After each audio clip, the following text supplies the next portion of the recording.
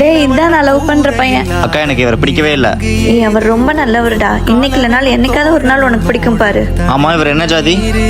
நம்ம ஜாதியிலே என் தங்கச்சி பையன் இருக்காமா, பேசாம அவனே கல்யாணம் பண்ணிக்க வேண்டியதானே. வீடும் இல்ல ஒரு சொத்தும் இல்ல. பா நல்ல பையன்பா, எனக்கு பிடிச்சிருக்கு. என்னமோ அந்த பையனை பொண்ணு பார்க்க வர சொல்லு. எனக்கு சுத்தமா பிடிக்கல அந்த பையனை. நீ ஆசைப்பட்டேன்றதுனால நான் சம்மதிக்கிறேன். நம்ம ஜாதி பையன் வேற இல்லன்ற எங்க ஏமாந்துராதம்மா. இந்தாமா ஒரு வாய் சாப்பிடுமா. எங்க போதுங்க. ஐ அப்பா வாங்க ஒரு நிமிஷம் கை கழுவிட்டு வந்துடுறேன். உட்காருங்க மாமா. இன்னைக்கு உங்களுக்கு வர வேண்டிய வரதட்சணை எல்லாம் வந்துடும். நான் ஆசைப்பட்டது உங்க பொண்ணை மட்டும்தான் மாமா, வரதட்சணை இல்ல. அத்தை மாமா இருங்க, அவர் டீ போட்டு தருவா. நான் போய் கறி எடுத்துட்டு வந்து என் கையால சமைச்சு தரேன். ஐ மாமாவோட சமையல் எனக்கு ரொம்ப பிடிக்கும். மாமா நானும் வரேன்.